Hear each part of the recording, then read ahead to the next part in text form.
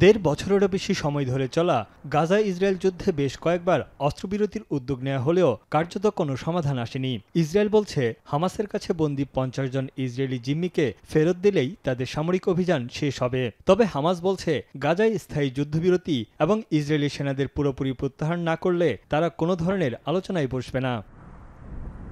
মধ্যপ্রাচ্যের মার্কিন বিশেষ দূত স্টিভ উইটকফ ও ইসরায়েলি কৌশলগত বিষয়ক মন্ত্রী রন ডারমারের মধ্যে আলোচনার পরই অস্ত্রবিরতির প্রস্তাব দেন ট্রাম্প।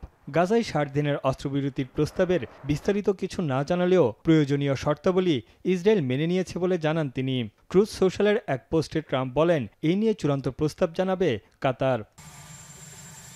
ট্রাম্পের মতে অস্ত্রবিরতির প্রস্তাবটি হামাসের জন্য সবচেয়ে ভালো সুযোগ। এটি প্রত্যাখ্যান করলে সামনে তাদের আরও কঠিন পরিস্থিতিতে পড়তে হবে।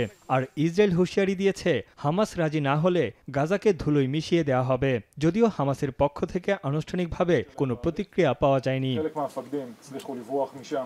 এদিকে জাতিসংঘের নিরাপত্তা পরিষদের বৈঠকে চীনা প্রতিনিধি বলেন, গাজার সমস্যা সমাধানের একমাত্র কার্যকর উপায় হচ্ছে দ্বিরাষ্ট্র গঠন। নিরবচ্ছিন্ন মানবিক সহায়তা দিতে জোরালো আহ্বান জানিয়েছে চীন।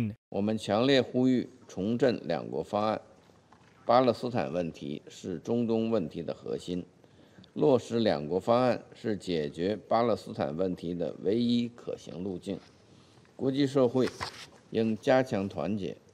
মার্কিন প্রেসিডেন্ট ডোনাল্ড ট্রাম্পের সঙ্গে সাক্ষাতের উদ্দেশ্যে আগামী সপ্তাহে যুক্তরাষ্ট্র সফরে যাচ্ছেন ইসরায়েলি প্রধানমন্ত্রী বেনিয়ামিন নেতানিয়াহু। শুল্ক ও মধ্যপ্রাচ্য সংকট নিয়ে আলোচনা করবেন হোয়াইট হাউসের শীর্ষ কর্মকর্তাদের সঙ্গে। הדברים האלה באים בהמשך לניצחון הגדול שהשגנו במבצע עם כלבי, וניצול הצלחה הוא חלק לא פחות חשוב מהשגת ההצלחה. মঙ্গলবার রাতে জেরুজালেম জুড়ে সতর্কতামূলক সাইরেন বেজে ওঠার পর ইসরায়েলিরা ছুটোছুটি করে আশ্রয় নেয় নিরাপদ স্থানে।